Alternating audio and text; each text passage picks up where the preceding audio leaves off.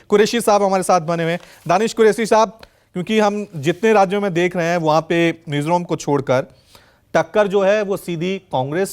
और बीजेपी के, उत्तर भारत में बात करें तो वहां पे कांग्रेस बनाम बीजेपी, और जहां पे आप एक्टिव नजर आते एएमआईएम अपना ही गढ़ है उनका, हैदराबाद और ये सब कुछ,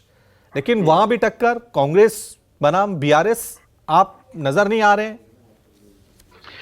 देखिए, बात अगर बनाम की आप बात कर रहे हैं तो बनाम में तो पूरे राज्य में तो हम कहीं चुनाव नहीं लड़ रहे थे। हम जितनी सीटों पर लड़े उस पे आप देख लीजिएगा, उसमें एक आध से सीट सिर्फ ऊपर नीचे होगी, बाकी तमाम सीटें हम इंशाल्लाह जीतेंगे, इसमें कोई दो राय नहीं है। रह गई बात अगर तेलंगाना की बात की जाए तो मैं वही कह रहा हूं कि आप देखिए कहां जहां जहां बीजेपी की हार और जीत है वहां तो सिर्फ अगर आपके ही आंकड़ों की अभी बात की जाए, मैं अपनी बात नहीं कर रहा हूं, आपके ही दिए हुए आंकड़ों की बात की जाए तो कहीं ना कहीं आपको कांग्रेस पिछड़ती नजर आ रही है, बीजेपी आगे बढ़ती दिखाई दे रही है। यही बातें ओवैसी साहब ने अपने प्रचार प्रसार के दौरान कहा था कि आप देखिए ये बीजेपी को बढ़त दिलाने की जो राजनीति है कांग्रेस की, यही रीजन है। और जहां जहां प्रादेशिक स्तर पर जहां ताकतें बढ़ती हैं वहां उनको खत्म करने की राजनीति जिस तरह से कांग्रेस करती है ये आपके सामने है। अब देखिए यहां दिखा रहे हैं तेलंगाना के अंदर में कि भाई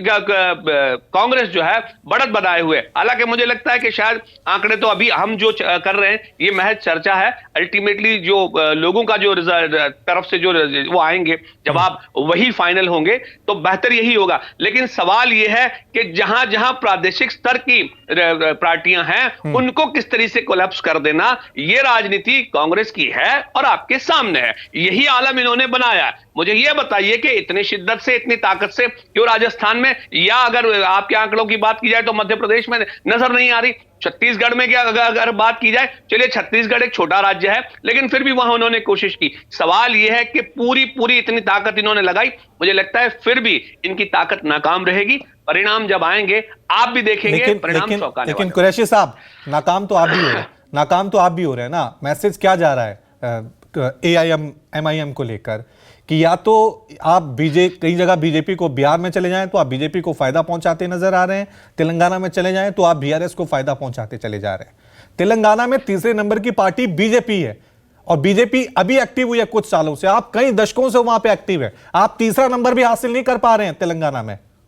देखिए, वो जो हमारी स्ट्रेटेजी है हम अपने तरीके से काम करते हैं, पार्टी के आला कमान ने जो तय किया है उसी नंबर पर और उसी आंकड़े पे हम हमारी स्ट्रेटेजी के साथ में मूव कर रहे हैं। जितनी गति के साथ स्ट्रेटेजी यही है कि हमें बस एक पिछलग्गू कह लें या ऐसे कह लें कि हमें बस जुड़ना है, हमें आगे एमआईएम का आगे मतलब विस्तार नहीं होगा, बीआरएस के साथ जुड़ेंगे, दूसरी जगहों पर किसी और के साथ जुड़ जाएंगे। मैं ये कह रहा हूं कि तीसरे नंबर की पार्टी भी आप नहीं है। देखिए मैं आपको बताऊं कि पिछले 10 सालों